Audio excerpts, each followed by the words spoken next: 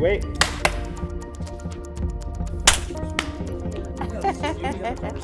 People who are experiencing homelessness. Homelessness. Homelessness. People who are homeless. Homelessness. Homelessness. Being unhoused. Homeless. Homelessness. Homelessness. Housing insecure. Homeless. Unhoused individuals. The homelessness. Homelessness. Are people on the street? Homelessness. Homelessness.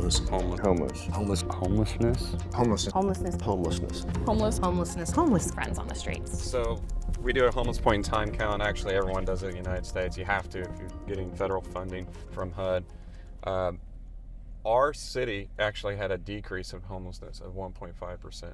And I do think it's because of everybody collaborating and working. However, because of lack of shelter space and addiction is a strong thing, in the last 3 years, we've seen an increase in homeless that aren't using the shelters, that are camping out on the street. That went from 9.9% to 27%. So it's almost tripled in the last few years. Hello. Hello. Hey Hi, guys. guys. Hi.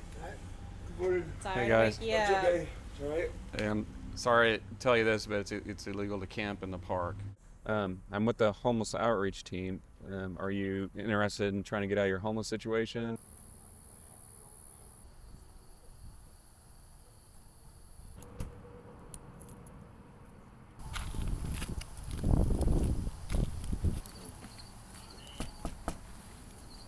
What's going on?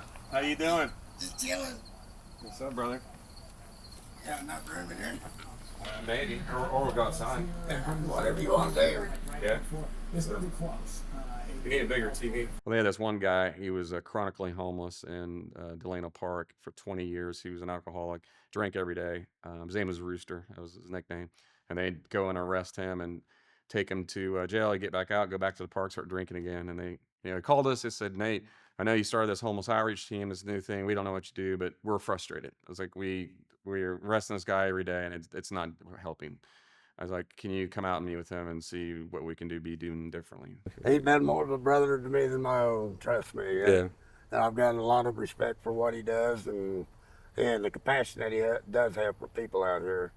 It was hard to trust the police because it was either you're going to go to jail or run you off here, go there. Yep.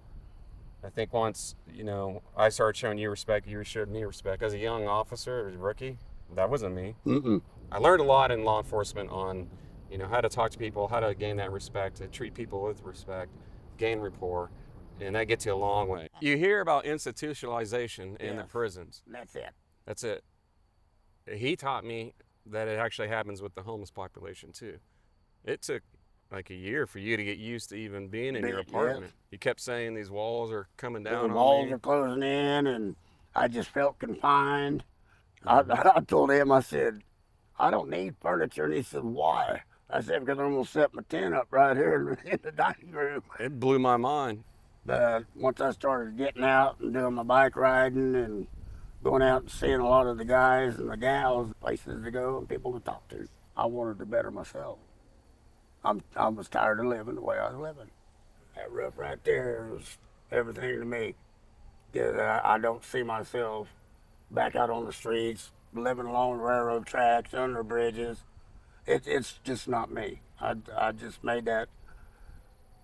My main goal was to be successful and try to help others. It's been a blessing, man. It's been a blessing. Now I'm ready for lunch, brother. Yeah.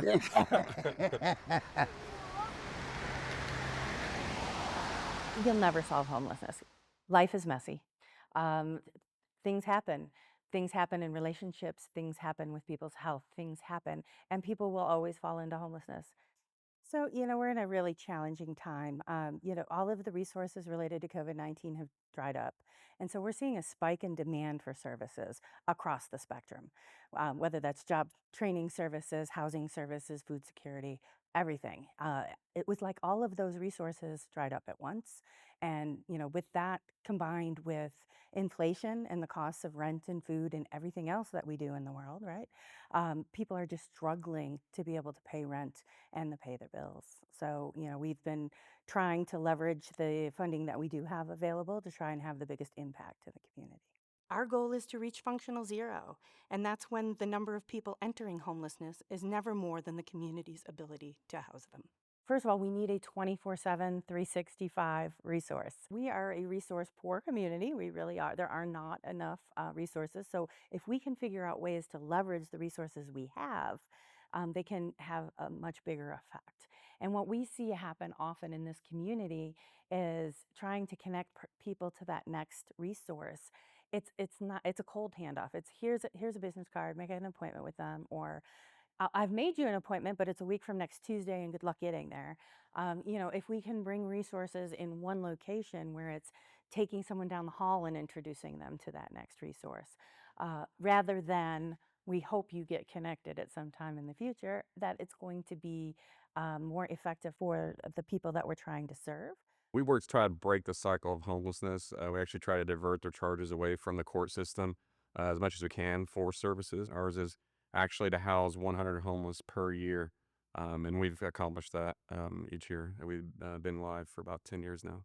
So, Project Hope years ago, probably I want to say 2019, maybe 2020, I was approached by a recruiter out of Washington, D.C. She came to talk about some grants to the Department of Justice, and I got invited to sit on some of these meetings. And she found one that thought would be great for a homeless outreach team, and it was the current grant that we have.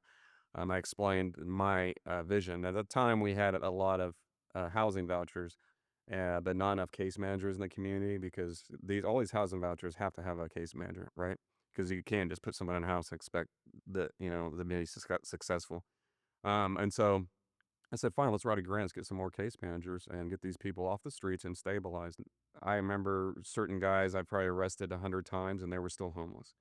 Once we started our homeless outreach team, within 6 months, we had them off the streets, housed, and helping them get their disability. Now they're no longer on the streets. So that was 6 months versus like 10 years of trying to arrest my way out of homelessness. Currently, the way our ordinance is it's illegal to camp in the city of Wichita. Um, and so we have to address that. And it has to be on city property. If it's private property and someone gives permission, so be it. Or it could be a trespass if they're on someone else's property. So, and that's really how we differentiate the two. However, we're more complaint driven, meaning if someone's not causing a problem and no one's complaining about them, then why we're not, if the community's not going to complain about this person, then we're still going to go our way and help them. And now we know where he's at and we'll send other resources and other providers out to help that person. But we're more of a complaint driven. My name is Tim Duggar. My wife and I bought 2 buildings in Delano.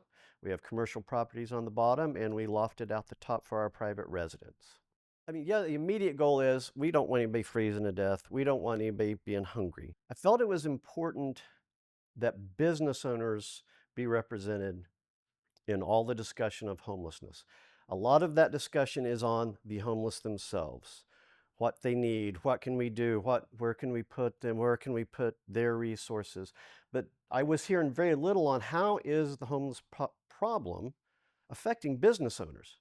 When somebody literally sets up a campsite on the sidewalk, by a bus bench, and the police don't come by and enforce the law and say, you can't set up a tent here. You can't, that enables bad behavior. That enables wrong behavior.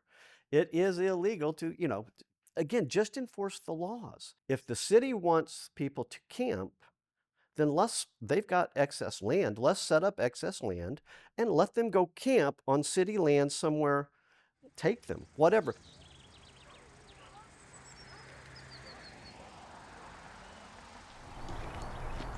Did we hit that? I don't know. Do we know if anybody got this one? Today, we're doing what's called coordinated outreach, which is kind of a new thing that our COC, Continuum of Care providers, are doing.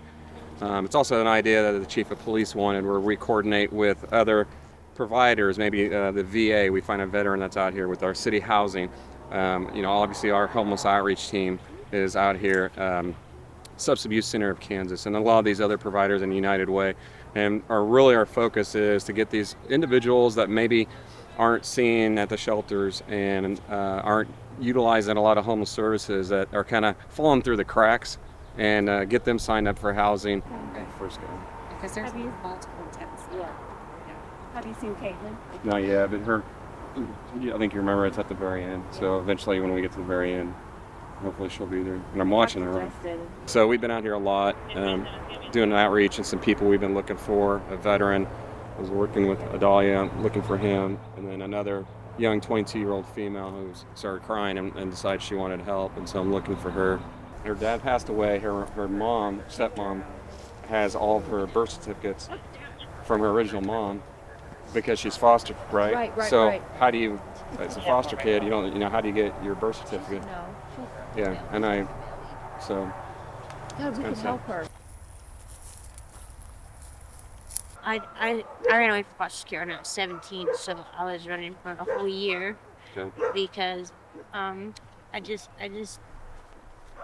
didn't know how it was out here, and they don't teach you that stuff in foster care, and I wanted to see how it was, and then I got hooked on drugs, and that's my dog, and I got hooked on drugs, and then I've been hooked on drugs ever since, except for I'm clean now. I'm clean for like maybe it was 2 months last time. Right. 2 months, and then it's been like maybe a week or two since then. So I'm doing pretty good on that. Okay. And just because my ex that I just broke up with, Yeah. he was on fentanyl, and I just don't want to go down that road. So I had to change. I had to do something to change there. But then when I turned 18, after being on the run for a whole year, and then I aged out, and I had to go sign my release papers, and I went up there and I got all my information and everything, and then whenever I went back, and they gave me all my information and everything, my social, everything, I had all that, but then I had a tent caught on fire. Baby girl, is my dog. And it caught on fire, and all my stuff caught on fire. Okay, so Caitlin, most of the questions I have are yes/no questions. And there's no pressure to give me an explanation. And if you want to skip some, you can just say skip, okay? Oh, Miley, what you doing? You don't get scared. You bit me, remember, weirdo? Anyone try to control you through violence or threats of violence? Yeah. That does not sound easy, Caitlin. Does baby girl comfort you? Yeah, she's a little bug. Yeah. I bottle fed her at 2 weeks old. Aww. I had 4 puppies like that, but I can't. I think that there's the misconception that it's their choice, that they just don't want to work, that they can't follow the rules and conform to society. Some of those may be true. Everybody's situation is different, just like every one of us. There's not one prescription for every homeless person of how they got there. Everybody has a different story. There are people who are chronically homeless and have been homeless for years, and it's their choice, but those are the very rare exceptions. But also, oftentimes, that's the stereotype for all homeless. It's not lost on me from working in this issue, but then also my past experience of most of the people who are homeless are victims. And so, they are on the street because something traumatic happened to them, and now they're enduring that as well. The other day, it was 105 degrees outside, and I saw somebody walking downtown who was homeless barefoot. And that's really hard to drive by and not have an impression in your mind of, that's human suffering that I'm seeing right before me in my city, and what can I do about it? As a compassionate person, it doesn't take that away, right? You want to do more. You want to do more right now. Because I want to do more. I, I want to be a part of the solution. And it's hard. Again, it's so hard to see people suffer and just drive by. More and more people are falling into homelessness simply because they had a car breakdown or a medical situation that all of a sudden they can't pay the rent and they're being evicted and they have nowhere else to go. And so what we've seen in the last year is a lot, even though we are moving people more quickly out of homelessness because of rallying and collaborating more than we ever have before, that inflow, we have to get ahead of that inflow. And that's I'm not quite sure exactly how we're going to do that. Right now, the city's looking at a multi-agency center. The multi-agency center. The MAC. The MAC. The multi-agency center. MAC. The MAC. The multi-agency centers. MAC. The MAC. The MAC. The multi-agency center. MAC. The multi-agency center. The multi-agency center. So the multi-agency center takes into account the facts, again, that no one entity can do it on their own.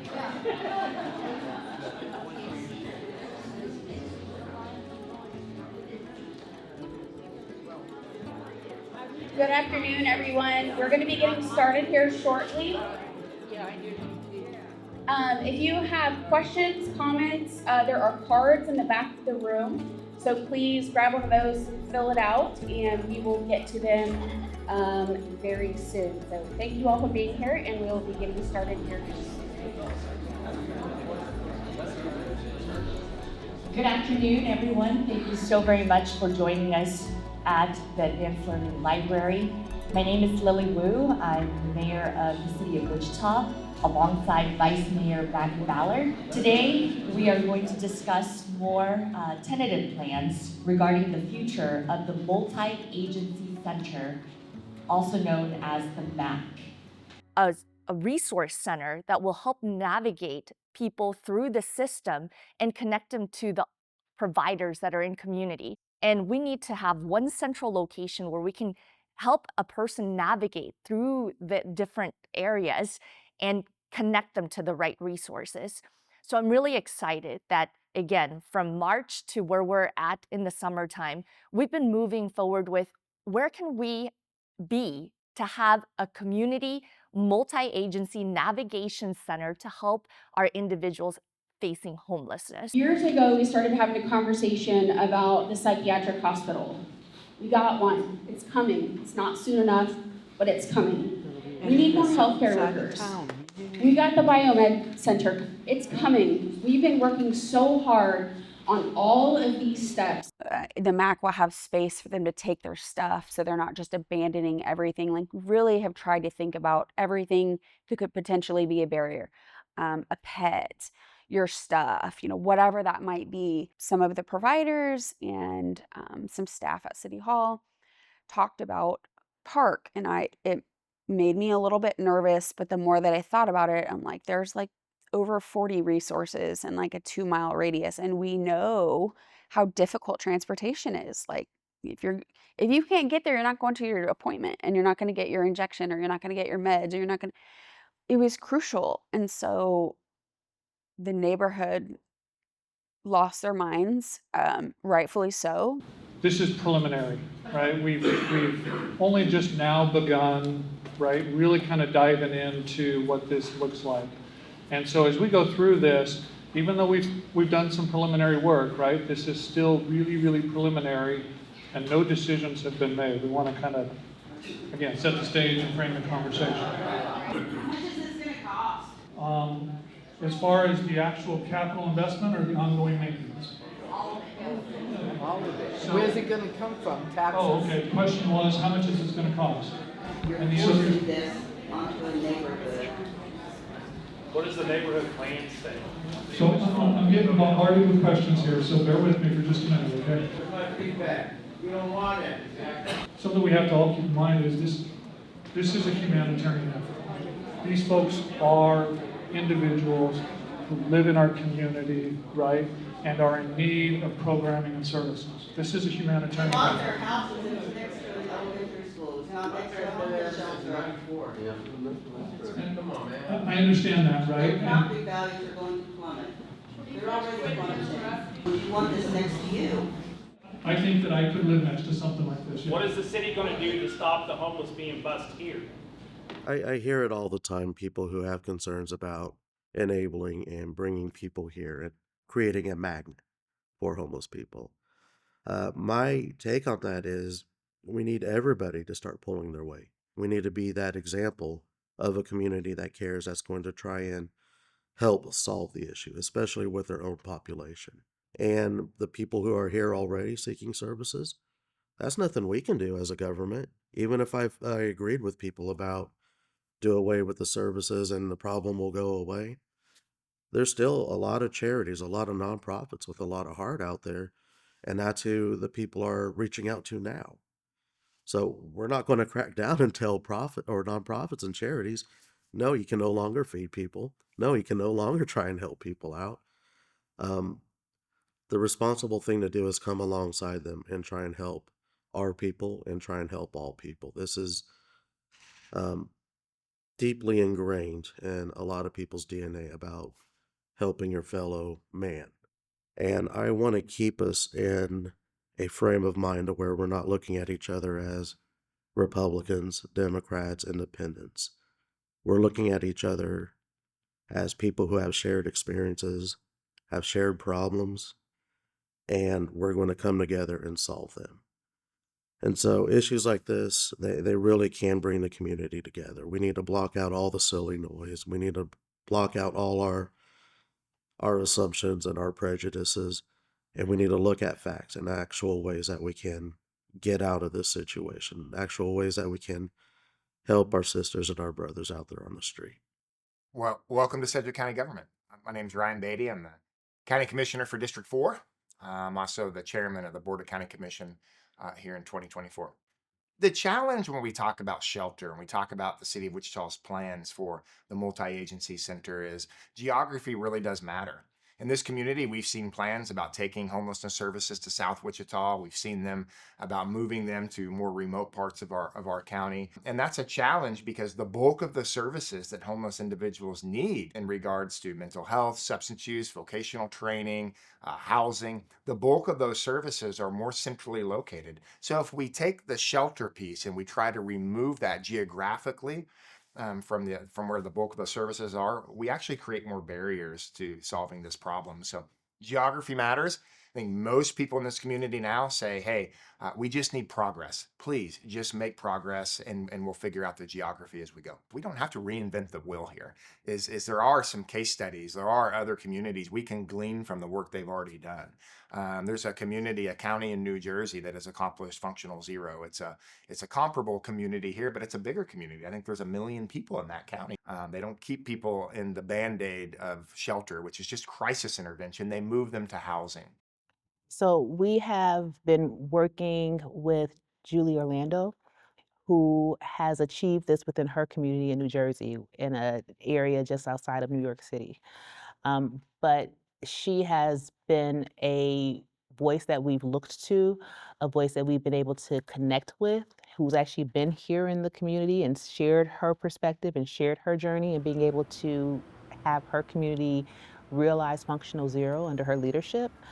And we've tapped into that as a community. My name is Julie Orlando. I'm the Vice President for Integrative Services here at Bergen Newbridge Medical Center.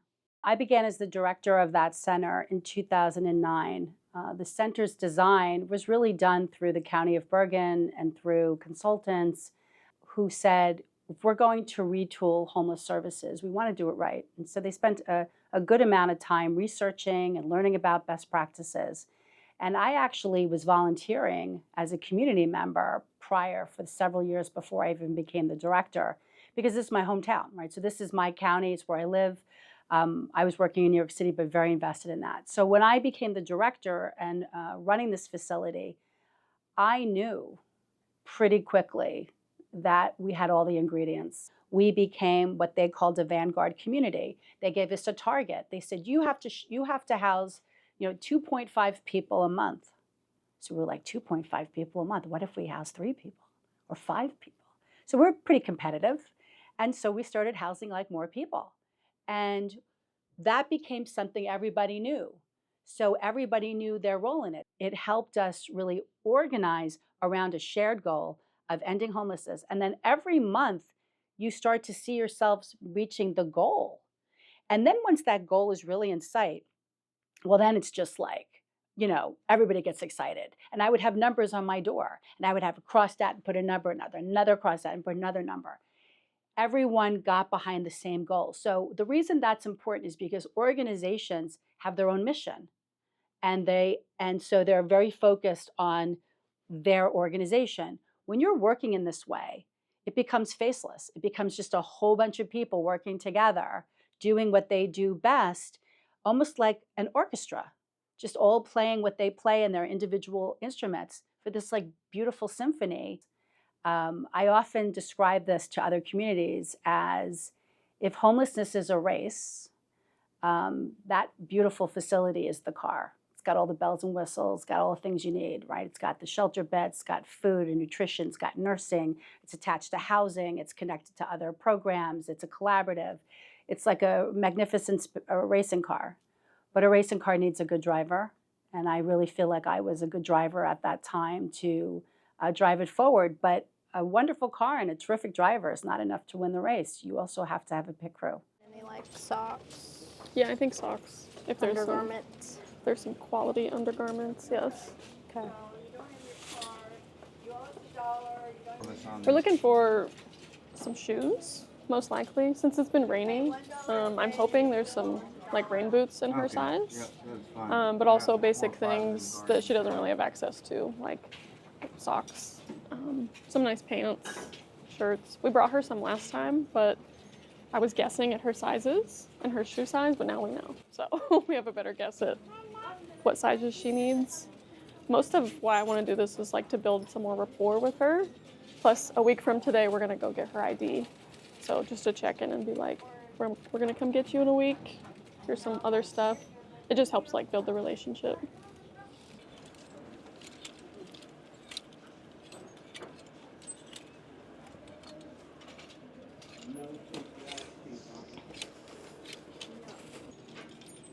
There we go. Perfect. When I think about how to get someone housed, I think about it on like a macro scale, what our city is doing, and then personally what like Avery and I's positions are doing. So I'm thankful that Wichita is a community that is viewing homelessness as we want to get people housed first. It's called the housing first model. It doesn't matter what criminal background history you have. It doesn't matter if you're using drugs, if you have a family, if you're a single, if you're retired or not. We want to get someone housed first and then address their barriers. Whereas other communities, it's like, well, let's get you into detox. Let's get you into therapy. And those things are helpful, but sometimes the structure of having one bedroom to yourself to have some privacy and a few good nights of sleep makes all the difference for someone's healing. So macro level, we address their housing needs first. And then on the micro level, Avery and I are helping people obtain their documents like IDs, social security cards. Caitlin was ready for housing on that day, or at least ready to start talking about it because Nate had met her before. And then Brandy was like, hey, come over here, talk with her.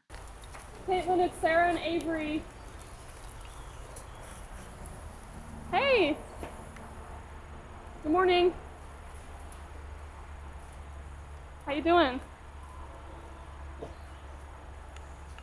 Is that Miley? Yeah. She's gotten so big. Oh my god. Sorry we woke you up. How you doing? So I have a couple bottles of water in here.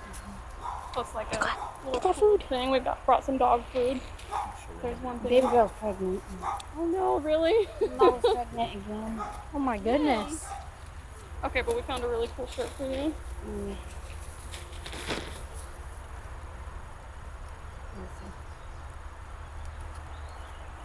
Thank you. That's cool. Individuals need resources to get them back on their feet. I believe in giving a hand up. And so in this hand up approach, a lot of nonprofits do that.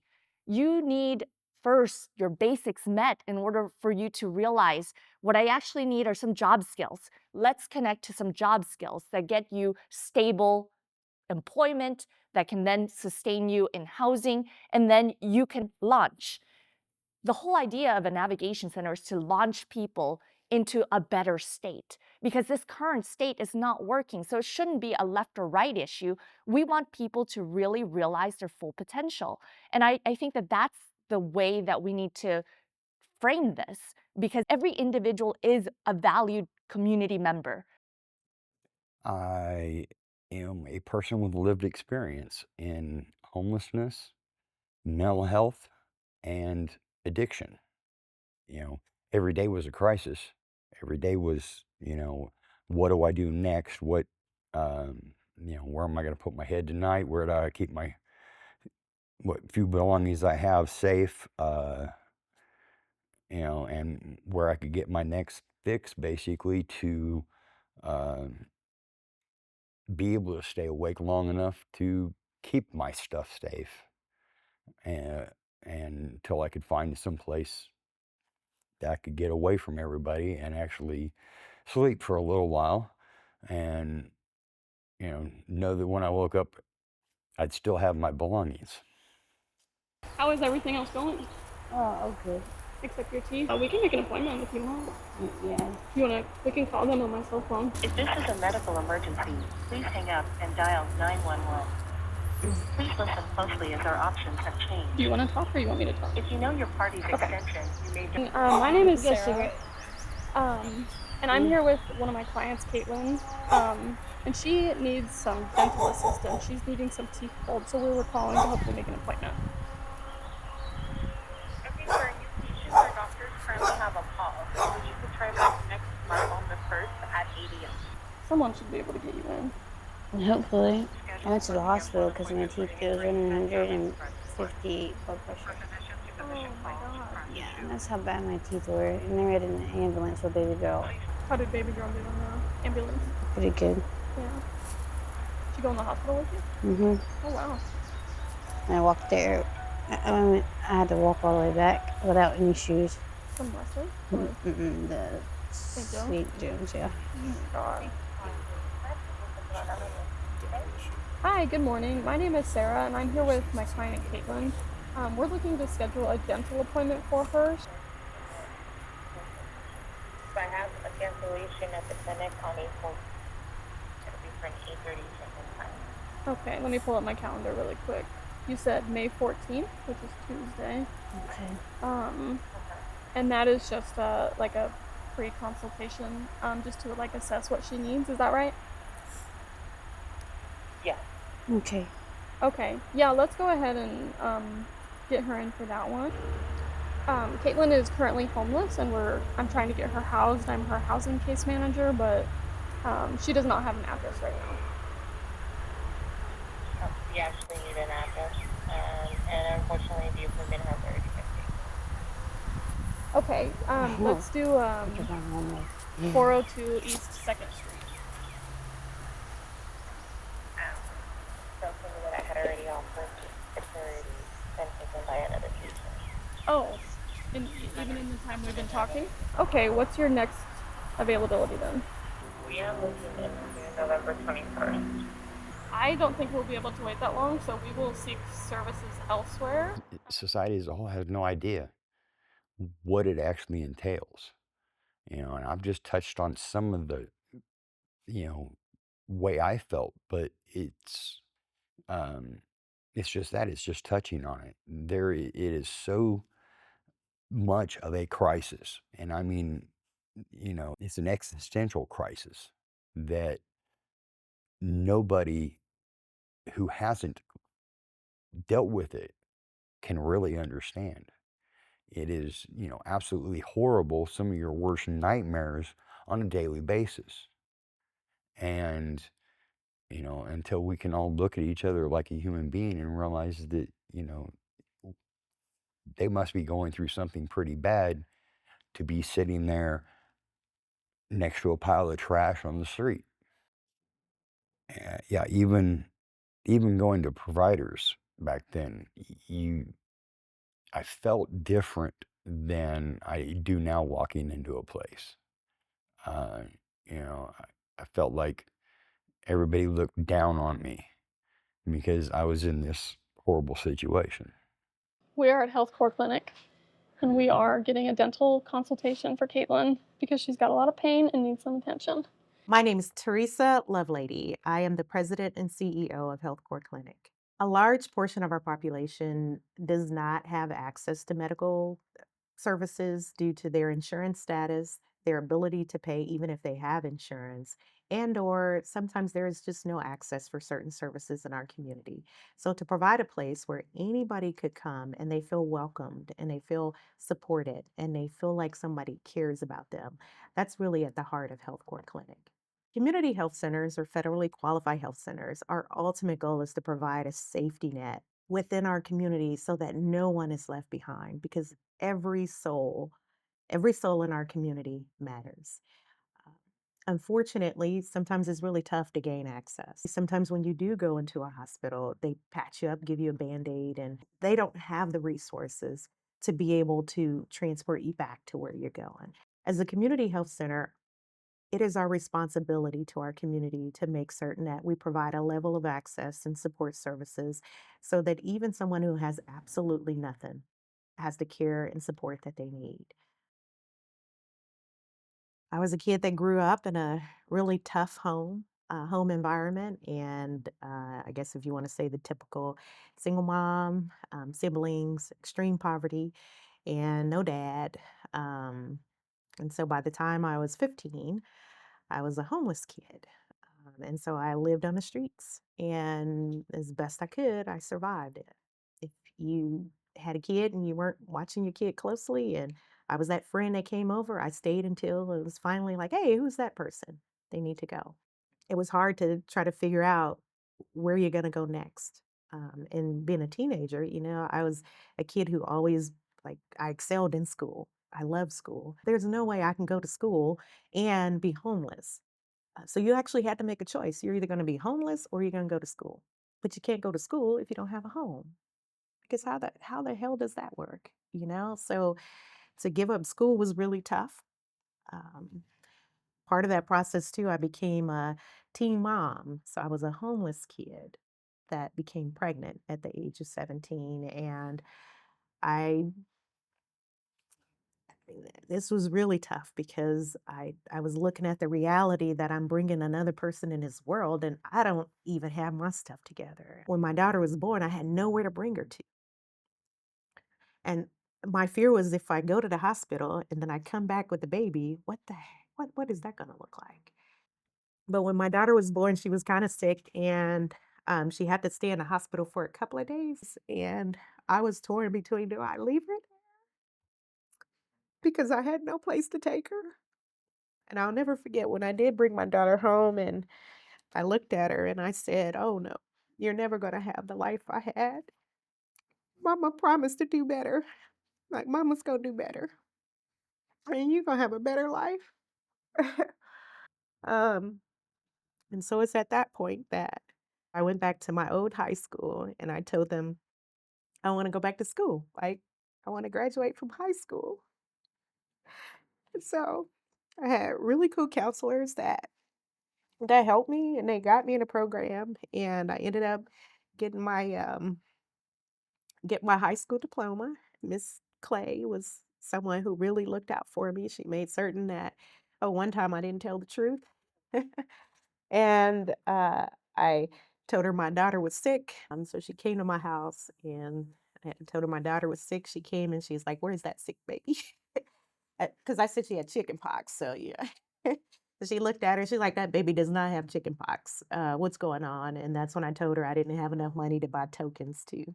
So she would give me tokens every month to make certain that I can get back to school. She helps you pull yourself up by your bootstraps.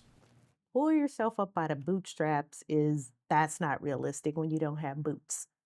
Okay? If you don't have boots, how are you going to pull up? I would say if I had to explain what happened to me in my journey is, I was barefoot. And then someone, as I'm going through the journey, walking with sore feet, someone saw I didn't have shoes on and they stopped and they cared and they asked me about, like, would you like shoes?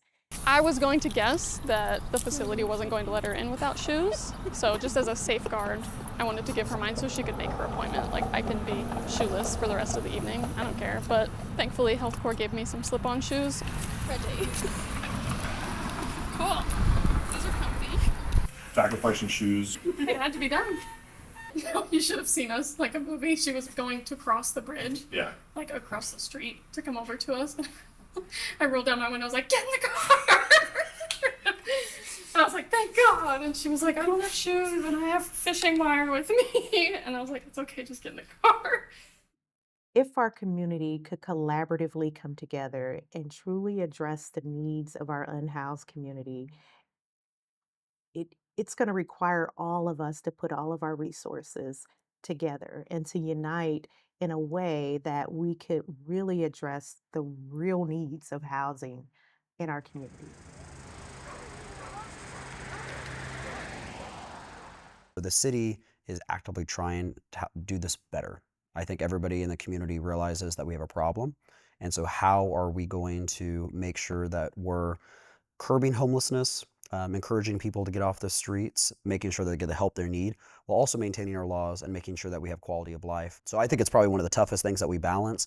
And how do you balance that in this role when it will take public sector, it takes private sector, it takes churches, it takes nonprofits, it takes individuals that are in homelessness, people that are outside of homelessness, people that have experienced it, people that never even come close to experience it. And so I think it's probably the most complex issue that we face on the city council right now. It really comes to humanization and showing people that we all are products of our life experiences. No one just ends up homeless one day if the life experiences didn't lead them there, and that we can all have life experiences that dramatically change our lives as well. And so I think it's proximity to people. We fear people that are different than us. And so the more that we can show people that, individuals in your life may have been homeless and maybe just don't talk about it. That individuals, that are leaders in the community may have been homeless and they don't talk about it. That the individuals you interact with every day could be homeless and you just don't see it. And so how do we bridge that gap where people can see people and they just don't see them as victims of different circumstances in their life? I think Wichita, this is a unique moment in Wichita's history. I think all levels of government are moving in the same direction. I think our public and private sectors are moving in the same direction. And I think this is our moment to capitalize on the forward momentum seen in Wichita. You see, I think, new public amenities. You see people trying to address systemic problems and not just one-off problems. You see individuals that are trying to think uniquely, and I think we're uniquely positioned to be able to capitalize that on the current leadership, not just on the council, not just in government, but also in our business sector, our church community. And so we can't squander, I think, this moment that we're in and this opportunity that we're in. I feel there's a wave of optimism in the community.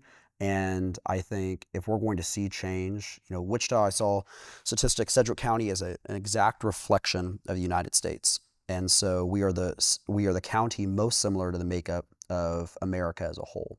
And so if it works in Wichita, it can work in America. And I think we are the example of how do you balance different political ideologies? How do you balance different races, different religions, different backgrounds, different lived experiences? And how can we make a success story here that other communities can also see as a success story, and that we can take that to the broader country as a whole? All right, let's be nerds for a little while. The first question I have for you, speaking candidly, this will be our safe place, like the Quick Trip bathroom, right, officers? Yes. The first question I have for you is based on your experience. Where within our target area do you think is the highest concentration of unhoused individuals? By the river. By the river. Where did you know what? I spend all my day with college students. We have a good time. I don't think you get as stressed out as they do. Why do you say by the river? Because if somebody leaves one of my homes, they want to be dropped by the river.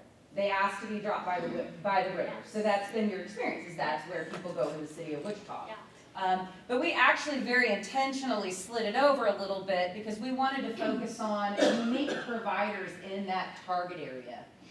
For all the money, does anybody know of a nonprofit organization that's very much located in that target area? Open Door. And as you can imagine, when you don't have a home, you go to a place where there is shelter. We're talking Maslow's hierarchy of needs. So necessarily, within our target area, we have a phenomenal amount of individuals that congregate at Open Door Ministries. My name is Christy Barton Edwards. I'm currently a professor of criminal justice at Newman University. I have been with Project Hope since it started. I began and continue as the data lead, but as part of the data team, I've also been part of the communication team, helping communicate the results of the collection of data that we've been doing for almost going on 3 years now. The primary reason I got involved is I come from a background in both prosecution, criminal law, and working with providers in the criminal justice system. This particular project has a basis, a foundation, working with the Department of Justice, particularly looking at crime rates as the canary in the cave, telling us what's really going on with the homeless population. I think of it as more analogous to, homelessness being the problem and crime being the symptom that tells us the nature of the problem we have in the city of Wichita. So the crime rates are a focus because that's Department of Justice. That's the language we talk in the criminal justice system as we look at whole numbers and rates of crime relative to different areas, different locations, thinking geography, people involved, all the variables with that. Then, if we talk crime rates, we can actually compare what's going on in the city of Wichita to other similar cities. And we can get an idea of the changes we make and how they affect crime rates compared to other locations throughout the country. So that's all driven by the system that's already been in existence for since the 1950s. We're using that framework, I guess, to decide which crimes we're going to watch and pay attention to. But we also, with this project, something that the housing director, Sally Stang, came up with was the idea that it's not just about the reported crime, but it's also about all the other things that law enforcement provides to the community. They don't just respond to cries that there's a crime, but cries for help, service calls. We have to go to Quick Trip at 750 South Broadway. Okay. So there's a lady in a blue shirt. Her name is Rosie. She needs some assistance because she's apparently doesn't know anybody here in Wichita, which means she's not from Wichita, and she's worried about getting mugged and would like some resources. What are you doing to get out of your homeless situation? If I'm with a lot of like people in one area, I don't know where You can't be around a lot of people. Yeah. That's where your anxiety comes from and stuff like that. Okay, that makes sense. But she may have just using both of them just used today. It seems like it. Yeah. But she has SSI, Right. so I don't know.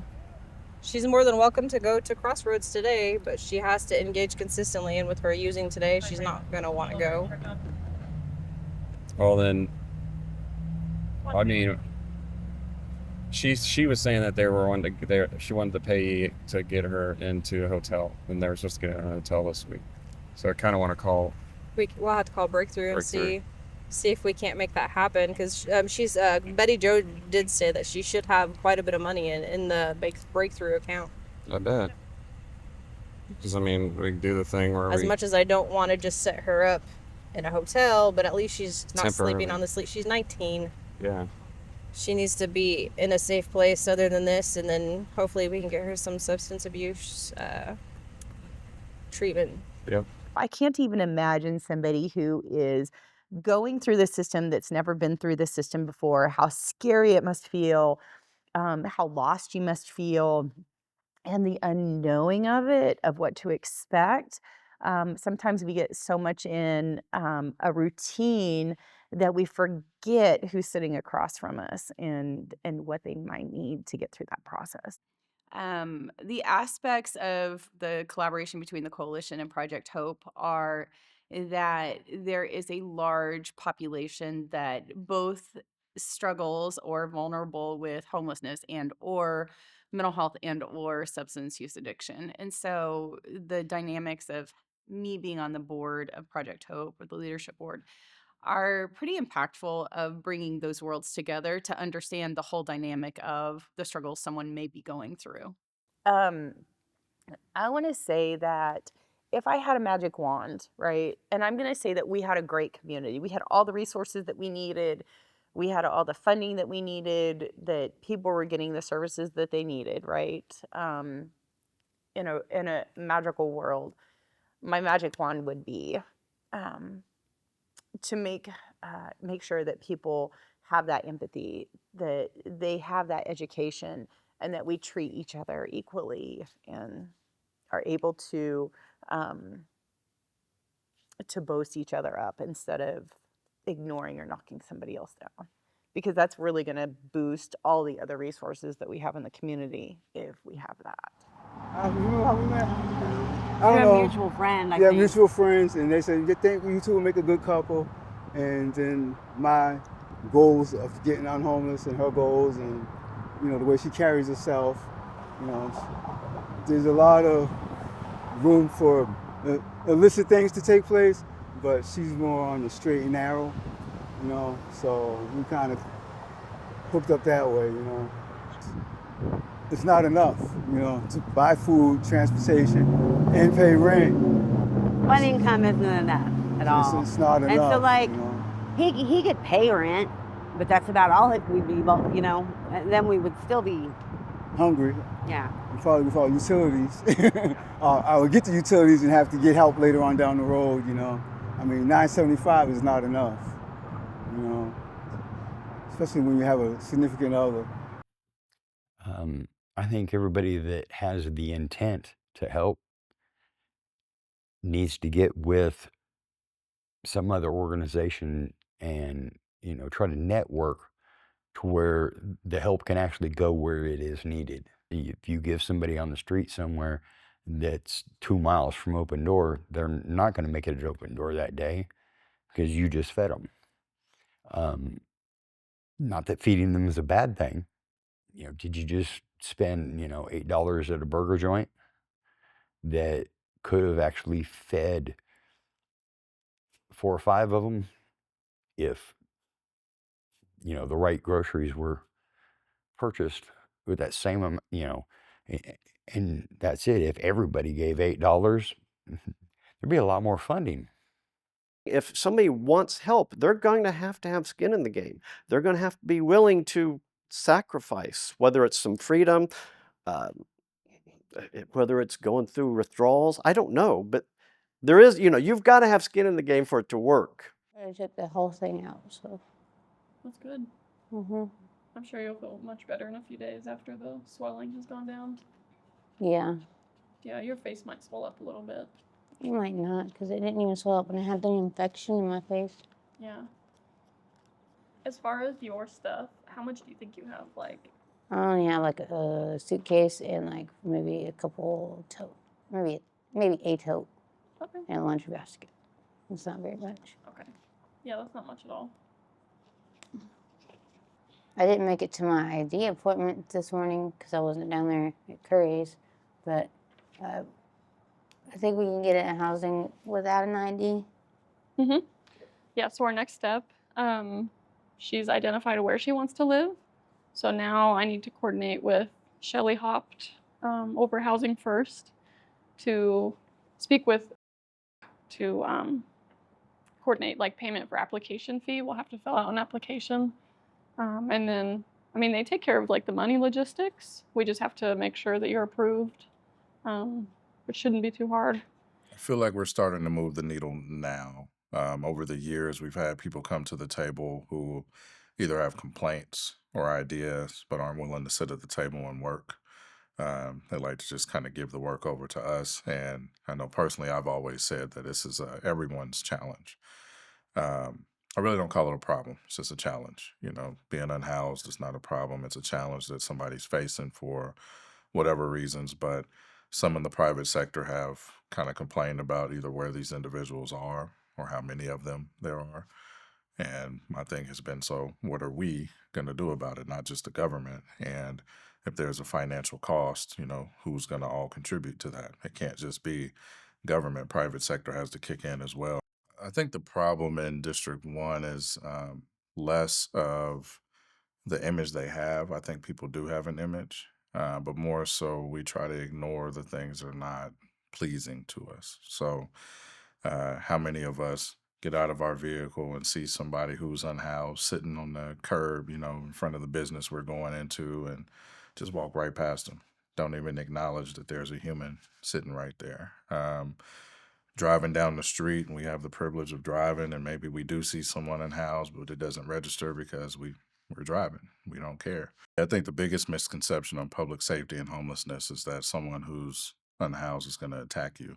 Most of the time, it's them getting attacked by somebody else for whatever reason. That person's scared or that person doesn't want them around. Again, when we had the shelter, I had a business owner say that they were going to chase them away with a stick, and they're not doing anything. They're just there. And you may not like them being there, but you talk to them and see what resources they might need or where you can point them. But, all the aggression tends to be towards them. The vast majority of the violence or criminal threat is people who are housed towards unhoused people. Um, and that to me is a big deal too. I mean, that truth has to get out there that, these unhoused folks are not the dangerous people that you might think. It's just those misconceptions. And oftentimes, if you just acknowledge the humanity there, it makes their day because they're overlooked so often. I'm Dave Williams. We are at Breakthrough Clubhouse in Wichita, Kansas. We're at the ESS side. In the employment section, there's an employment program here, part of the Episcopal Social Services programs that help the community. Well, about 6 years ago, I had a major anxiety in a public place that landed me in the hospital. And so I ended up spending a couple of weeks in rapid stabilization out in Larned, Kansas. And when I came back, I had lost the place that I was living and everything. And it was a tough road. Trying to get help, I ended up at a rescue mission for some time, but I needed some additional treatment. And while I was there, there were some resources that were made available for me to get into a housing program. Unfortunately, the area that I ended up in was highly violent, and people coping with post-traumatic stress of a sort, bipolar disorder. When bullets start whizzing by, it's time to move, and I wasn't getting any help moving, so I went out on my own. I really didn't have a choice. It was just safer to be on the streets than isolated in a small place. So that's essentially how I became housing insecure, and it has been a long road. Life on the streets is a real hustle. It's 10 times harder than actually being able to maintain what you might consider a normal consistency of life, because you have to work harder just to get something to eat every day. But that part of my journey, it led me into being arrested, led me into going back to the hospital, and eventually into another treatment facility. So, Where were you living during that time period? mainly staying in the park. I avoid sleeping under bridges because people get attacked under bridges. So, I try to stay in places that are dark and shaded over so people can't see me. A friend of mine who was homeless in Wichita, Kansas, for 16 months, he just said, you're one or two events away from being homeless. Everybody is. And that it really is true. And people might deny that. Say, oh no, it's up to me. But really that is true. I've failed more than I've succeeded in all the things I've done. But that's the game. That's what's fun. Is that, and I think when people want government to do something, they want them to do it perfect the first time. They want plan A to be the answer and to be perfect. We're going to come up with plan. We're probably on plan D, C, or E now. But whatever that plan is, people are going to expect it to be perfect. And we're going to have to be able to pivot from that and make adjustments as we go. On a lot of issues, that's the case, where the left is left and the right's right, and they can't agree on how to get things done. They might agree on the goal, but they can't agree on how to get things done. I think with this homeless issue, I don't see that to a great extent. Maybe a few people, not, but most people want to come together and get this done. Maybe for different reasons. Maybe the more conservative people want to do it for an economic reason. To be able to have those people to get back into the workforce and be productive and have the dignity of work. The people on the left might say, well, we need to take care of these people. We need to feed them, we need to house them. So how it's being articulated might be different. The goal is the same. And I think on this one issue, both sides are coming together very, very nicely. People who don't understand, maybe from an upper class or working class people, and they look at you and they shake their heads, they look down. And I say to myself, with today's economy and today's society, one wrong mistake and this could be you. You know what I'm saying? You could injure yourself, or it could be something happen at work, or to a love, like the father, he's providing the only income, and he gets injured or he passes away. The economy and the way the lifestyles are, there's no room for error. You know what I'm saying? And the slightest mistake could put you out here on the streets. I'm a schizophrenic, so for me, shelters are not a very good option. Okay. Keep the couples together, the couples that want to be together. Yeah. Maybe give them some classes on working together, financial classes, how to budget their money better. But I think, like you say, having all the resources in one place, that would make a lot of sense. But more consistency with the help they give too, and not just like giving things to us, but giving us goals and teaching us how to do things. How to reach them, and stick to them. And we're only human, we've lived this way for so long, so there's going to be hiccups and mistakes. But I say try it till you get it right. Don't be so quick to wash your hands of a person because they're making mistakes. It's like 1, 2 strikes, get out. You have to go through a lot of hoops to get help right now. Yeah. There's a lot of things that just aren't normal life things that you have to do. So you're taking somebody who's already, like, their life has been turned upside down, and then you're putting them in a structure, and you're wanting more from them than they would have been doing before they became homeless. So it's almost like too much, to go through some of the programs that they have. They ask an awful lot.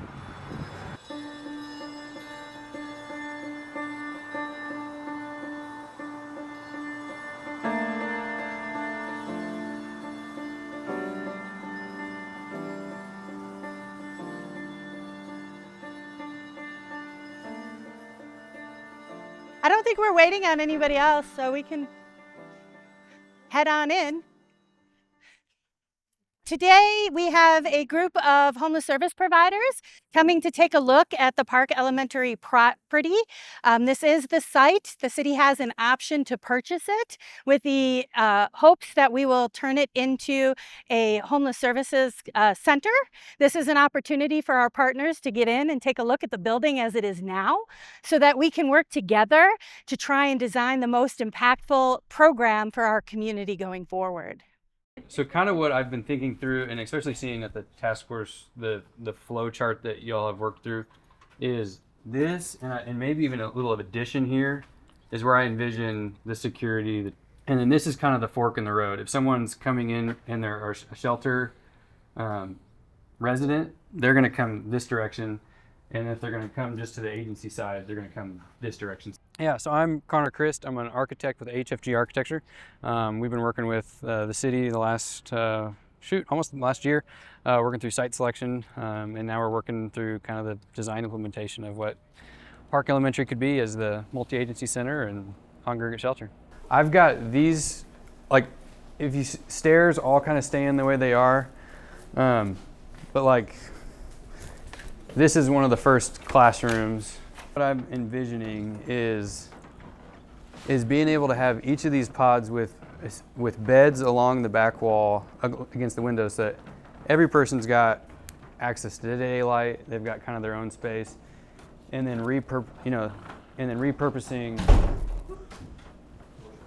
this area and putting like a couple showers, a couple toilets so that each pod has their own shower and toilet. The concern is there's just an age of the building. So there's some things that we'll need to do to upgrade to help it be a little bit more robust than it already is. Just because we know that the population that we're trying to serve can be hard on a building. And so we want to make sure that the way that we design this, the way that we implement the ideas and everything and the strategies is something that supports the long-term view of this and not just a quick fix. So it was in May of this year when USD 259 announced the closure of this school as part of consolidation. It's really as soon as we had heard that, because of its location, to other providers in the community and to areas where we see many people experiencing homelessness in the area, we thought it could be a potential site and started to engage. I believe our first tour was like 10 days after the announcement was made, and then we started having conversations. So when it's not being used as the emergency shelter, this is the dining area. And then there's, so 259 was used, they didn't have a full kitchen here. They were doing central cooking and delivering the food.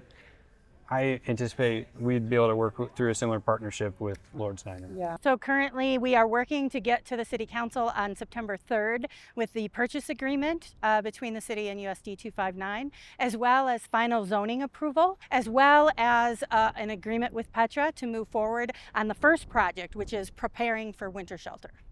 The intent is to completely close off Water Street here. It will have at least an 8-foot brick fence that runs from all along the north side of the property to separate that out. There's a lot of things in steps, and there's a lot of things that we have as priority one is obviously getting the winter shelter ready. While that's in construction, while that's being lived in this winter, we'll be working through the design of the kind of the final implementation. So that design will probably wrap up sometime in the spring, and then we would like to start construction on that kind of come April, May, June next year. As the winter shelter population kind of decreases, we can kind of reallocate and start working through some of that construction. So I anticipate that to probably take year and a half probably of construction, just because we're going to be they're going to be living in the space. When I say living, it's going to be operable as a shelter throughout the rest of the summer. We'll just have less people. So anytime we have that type of phasing, it just adds a little bit of time. So, but it'll be a great project.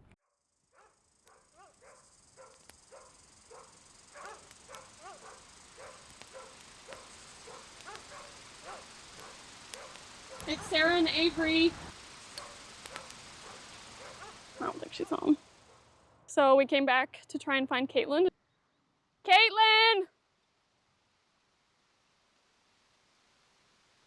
And she was not at her camp, so we're looking down here at the bank. She likes to fish, but no luck so far. Something you kind of run into a lot?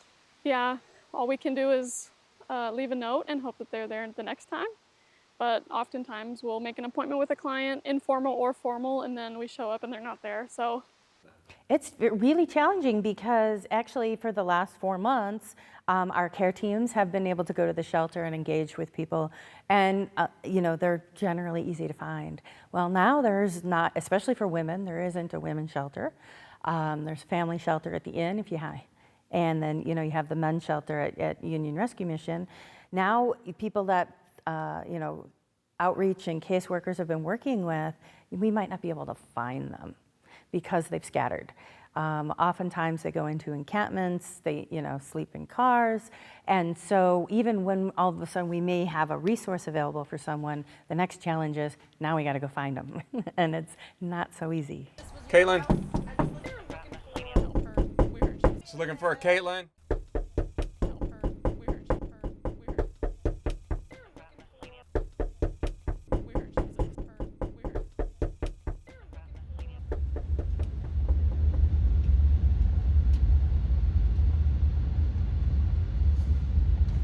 Caitlin, are you home?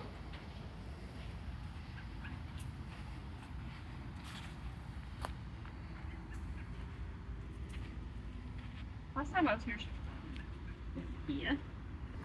Hey, Caitlin? Do you have an idea of where she went? No, ma'am, I don't. Okay, thanks so much. Sorry for bothering you. No, you're good.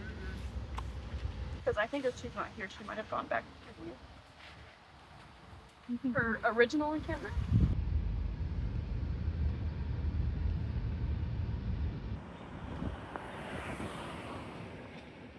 Caitlin's not here with her friend, which means our last viable option is probably to check her original encampment. So that's our next stop.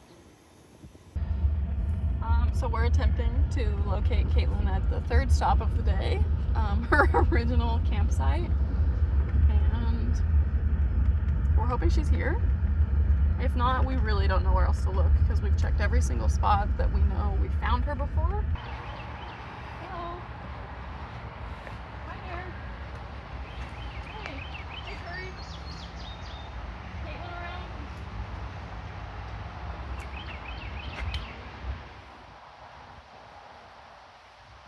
Really? Cool. Oh, good. She's at the hospital? I don't know. Maybe, who can we talk to? Is it Mandy or? Mandy'd probably be. Mandy works for ICT Street Team. And she often, I think ICT Street Team comes out at least once a week. I think on Mondays.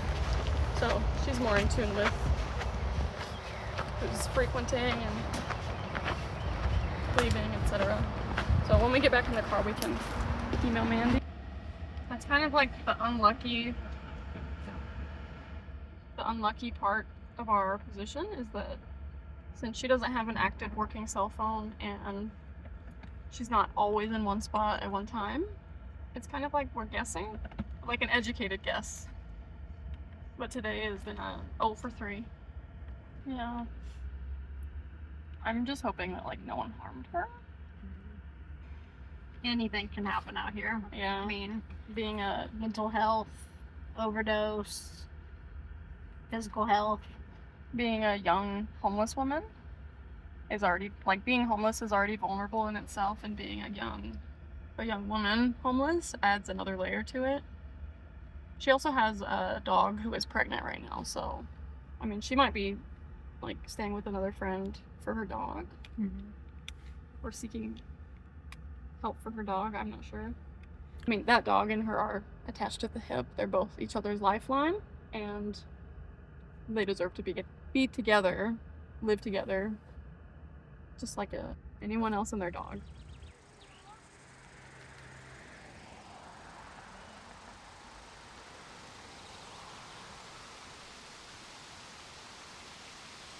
You can't help them when they're on the street. You can't do it. There's just no way. Can't find them. They don't know where they're going to be anyway. They can't make an appointment with you. They don't have a calendar. Hey, I'm Kent Miracle, and I'm a lived experience guy, and I am on 2 subcommittees of the Homeless Task Force, and I've also joined as a board member on the Coalition to End Homelessness that is under the auspices of United Way. You're so full of fear that you can barely function, and you're froze. You're just froze up, and nobody can see you because that's what your life has become, and you think, is this it? Is this what I'm gonna be? And that's a bad place for any human being. No one should have to be there. I just remember that it was cold and dark and spooky as hell. And the last thing I wanted to do was sleep. Now I understand why our homeless neighbors, and they are our neighbors, they're our neighbors. Now I understand why they want to sleep during the day, because you want to stay awake at night for security, for safety, because you don't know what the hell's going to go on. No idea. It's the Wild West, man. And what are you going to do? Call the cops? With what phone? What good, you've got no recourse. You're just vulnerable. But I always wanted to go find a place, and a few people out there don't want help. there's a sliver of folks. It's a chunk. It's not as big as the general public thinks. Oh, they want to be there. They like it. There's a few, yeah. But there are many, I start saying many of us, because I still, man, I can just taste it, that wanted help. Man, it was so painful. It was just hell. I wouldn't wish it upon my worst enemy. Any of it. But I can't share this feeling with that guy. I mean, I don't know, maybe he'll see this and go, damn, maybe I should cut these folks some slack because maybe they're not all the way I think they are. Maybe he'll think that. And that would be cool. Because there's plenty of them. I was probably one. Not anymore. Now I can help them. That feels good. So that's why I'm here. We have to be in a hurry because people in homelessness, it's a catastrophe. It's literally, it's a crisis. It's a disaster. So if you treat it like a disaster with the same urgency that if something burned down in town, the Red Cross is on site and you're doing this, you're getting water and you're having counselors come and you're doing all those things. Like when we had Hurricane Sandy, you get mobilized around a disaster. Well, homelessness is very much like that. It'd be too much to get sad over every single homeless individual that we come into contact with. And some of them just aren't ready. So I think that helps me a lot, just because we can't help more than they're willing to help themselves. Yeah, I think when meeting someone where they're at is not just logistics of, okay, what documents do you have in your pocket? It's, are you willing to, do the really uncomfortable, hard things, like show up for appointments? I mean, even as a non-homeless person, I have a hard time showing up for appointments sometimes, but I'm not in survival mode all the time.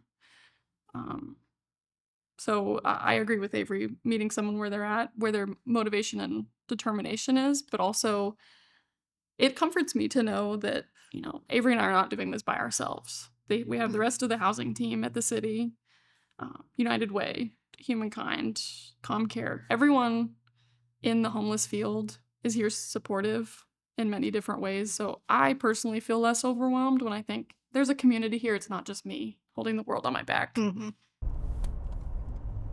You guys want to learn something else? A cat's stomach is the size of a ping pong ball. I'm telling everybody because it's unbelievable. Okay, we wear many hats. Some of the main hats we wear are case management, administrative work, paperwork, whether that's for our existing clients or new clients. And I'd say a third part is like outreach. Yes. Yeah, she is. She got a job now too. She does. Hey, how you doing? You okay? I just woke up. Oh, I'm sorry if I woke you. Oh my God. Oh, sweet kitty. This is my friend Noelle. She's one of our clients. And Avery and I helped get her and her partner Ben housed. It's been almost a year. Yeah, it has. Ben and Noelle are part of Project Hope. Can you remind me where you were camping before we met you? Somewhere downtown by the river. I don't exactly remember. What's been the biggest change for you and Ben's lives since getting housed? Being able to shower whenever I want. Yeah. Being clean, feeling clean. Being able to have like an actual safe place to store my medicine so that I'm not always worried about it. It's quite nice. You have a job interview today. I do. Can you tell me where and like what time that is? It's called La Vie. It's French. Right now he's trying to get a job at Taco Bell. Because he likes Taco Bell and he's like, I wouldn't mind working there. So he's actually at the interview today. Oh, okay, awesome. So, it's an interview day. Pretty much it is. Cool. You came on a good day. Nice. Yeah, that was good timing. Yeah, so I should know about it when he comes home. Awesome. Or when I come home, because I won't see him until then. So. That's so cool. Can I ask you a question? Yeah, please. What has it been for you going through this, and like, what does it feel like to help someone get a house or get into a house? Like one of the best feelings in the world. Yeah. So far that I've experienced. You and Ben getting housed was really special for me and Avery because we had met you under a circumstance where it felt like one of the first move-ins that you and I did together, like from start to finish. Yeah, I at least feel like you, me and Avery and Ben made a connection because we're pretty close in age. Mm-hmm. And when we met you, it was really hard to see you going through something that, like, I could be going through that too. Yeah. Like, it's not just people over the age of 45 or single men. It's like anyone can be homeless. Yeah, literally 22. Yeah. So helping you guys get housed was really beautiful. I'm pretty sure I cried about it on the car ride back. A unique part of our job is that we're working with people who sometimes have never like set up a utility in their name, or they, for example, like maybe they don't know how to do laundry or properly clean a kitchen area. They don't know how to apply for loans or sign up for college, etc. So it's like we help with housing, of course, first and foremost specifically, but that stretches to so many other things when depending on each client's needs. So not only are we like helping each client from the day we meet them, we're also in the back of our brain trying to like find different resources to not only help the whole community, but this client in particular. Okay, and then this one needs kind of a different resource. So we're like, ideally, we're like a wealth of knowledge and we can get them from step A to Z. I have to tell my staff once in a while, you can't take them home. They'll be engaging with someone and you can't take them home. And as much that hurts. Sometimes it hurts. It hurts your own heart to know you're dropping someone at a shelter. It's not the greatest place to be. But in the end, you still can't take them home and you can't fix everybody. People talk about those people who become homeless, it's their own bad choices. And you're like, no, it's not. It's not. It's really not as often as you think that those kind of things happen. You know, we had a 72-year-old woman who gave her landlord notice she was going to move. And the weekend before she was supposed to move in, the unit she was going to move in burned down. The landlord said, sorry, I've already leased your unit. She was on the street, 72 years old, had nowhere to go. She was a quick one. We got her into shelter at the emergency shelter, got her housed 17 days. Seems a long time, but took us 17 days. We got her into housing. But those kind of stories happen every day, every single day. People who never thought they would have to, reach out for any type of resource and are lost because they were never connected to it in any kind of way, finding themselves in homelessness. It's very, very sad. And then we hear people who say, oh, people who are homeless, they're all drug addicts or have mental health issues. And I go, well, even if that was the case, that just means they need more help, not less. Right? So they're not going to it's not, leaving them on the street isn't going to solve that. So trying to find and pull together the resources to get people the help that they need is imperative. Over and over and over again, we see that hardships is what forged the great leaders. Hardship is what made them. I'm not sure that we're ever going to totally fix, even functional zero isn't fixing homelessness, it's just keeping it at a good level. But I think we will be judged. Generations from now are going to judge us. And cultures are going to judge this nation that is so known for its wealth on how we took care of the least of these. And I just can't help but wonder what they'll think of us when they look back and they see there were people sleeping in our streets, that there were people hungry in our own streets. The number one thing I would want people to know is homelessness is solvable. We've proven this. Not one community, not two communities, not three, and not four. Many communities have solved the problem of homelessness for a population of people. They have figured that out. We can do this. What I need for people to understand is we must do this. And if people can understand that we know how to do this, and they understand the urgency to do that, and that we all benefit, when we all live better, right? Everyone needs to live better for our communities to be the way we want them to be. And we need solutions for people when they fall in hard times, because it happens to more people than we want to think about. And I don't think it's just some dream. And I think that seeing communities that have boldly gone first and second and third and fourth to show time and time again that you can do this. There's no better moment in your life, in your career, when you can say you've done this impossible thing, this tough thing. Welcome to City Hall and good morning, Wichita. We'll call this meeting to order. We're going to vote on 3 incredibly important agenda items today, quite possibly 3 of the most important agenda items I'll vote on while I'm on council, and it's to help the most vulnerable in our community with homelessness.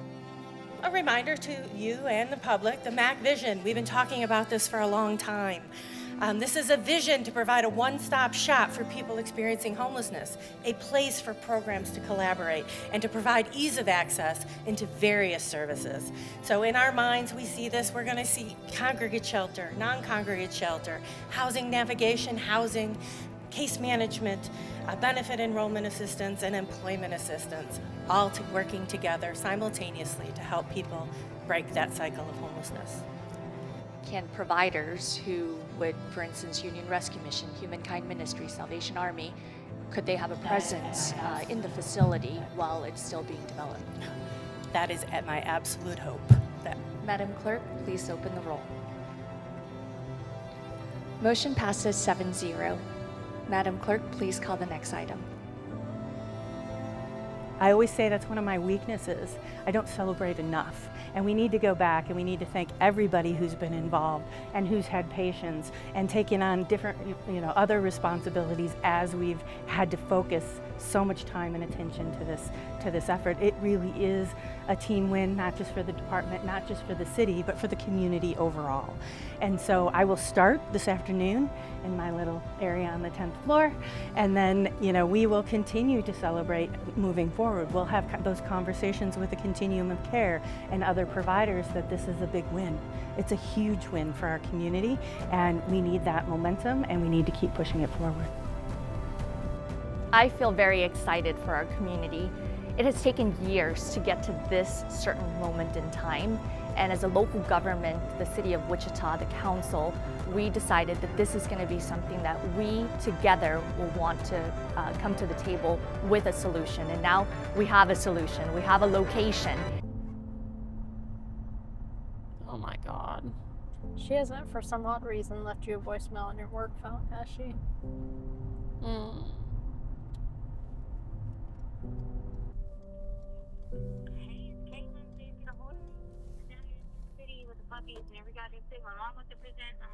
She's where? Hey, it's Caitlin. Please get a hold of me.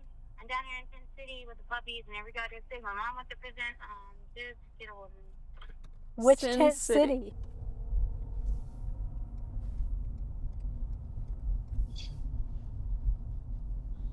Automotive. Hi, I'm calling for Caitlin. She left me a voicemail on this number. Is she still around? Oh. Caitlin!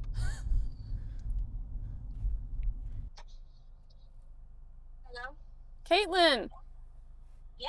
Hey, where are you at? Sin City. Which one? Hydraulic.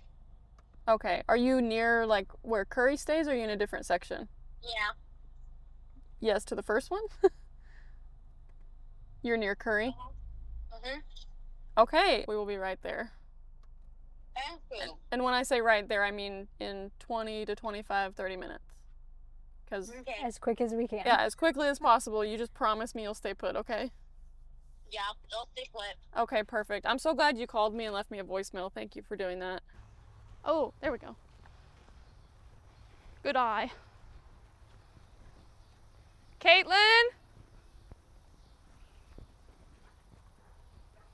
Who's that baby girl?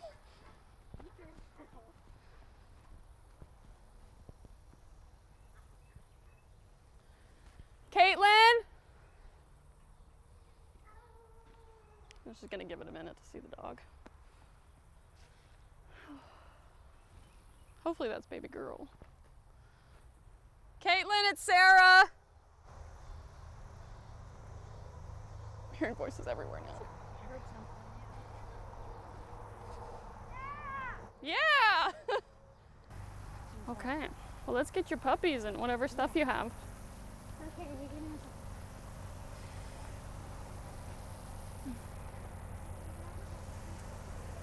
Baby girl! Alright, you got everything? Yeah. Do you have any shoes with you? No. Okay. No, those are the only ones that are wet. They're wet? I think we might need a pair of shoes for you to get your lease signed. Do you think you could borrow some?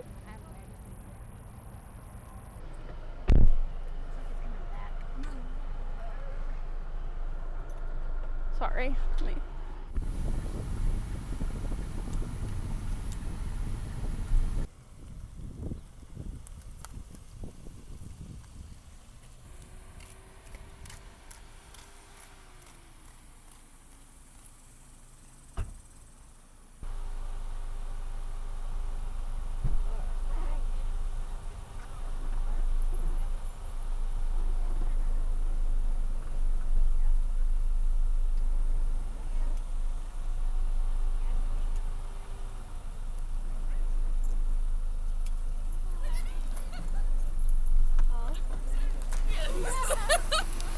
We've got it. I think we're going up, Caitlin. Is this your new home, baby girl? Baby girl, you living in a port? Paperwork. Oh.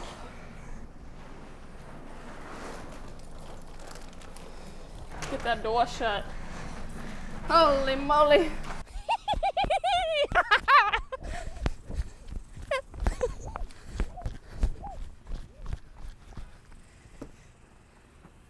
Some gloves in here.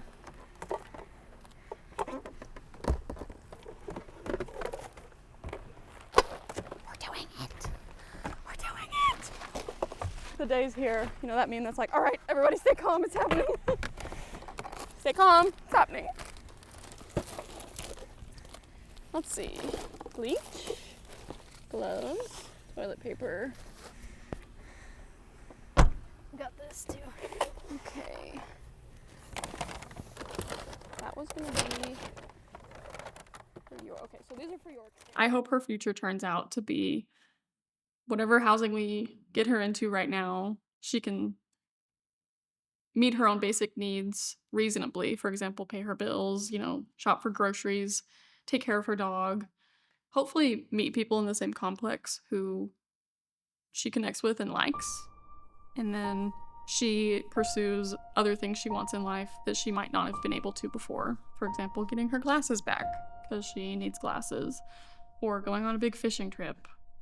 So I'm hoping that she can acquire some skills for herself that she might not have had already, and continue to be stable in housing for the rest of her life. Because I think it would be beautiful, and I want that for her. I want that for every single client, but thinking about her being 22 and, you know, being homeless for 4 years, she has her whole life ahead of her. And 22 is a great age to, you know, get stable and have successful housing to hopefully set her up for more success in the future. Now, there might be challenges along the way, but I think she's at least mentally in a spot right now where she's willing and excited to do something good for herself and trusts us to help her get there. And I would love to see that reality happen for her. Ideally, I would love to help her get to a place where she's not in survival mode all the time, and then she can address whatever she wants to address, whether that's, PTSD, any substance use she might have, not just the negative things, but also the positive things. Like, as a 22-year-old surviving out in the woods, like, you can't go shopping for things in your favorite color. You don't get to hang out with your friends, watch your favorite movies all the time. Like, I want to help get her to a normal or a typical 22-year-old's life. And no matter what she did in her life up until this point, it doesn't matter. She matters as a person, and she deserves to be housed and happy.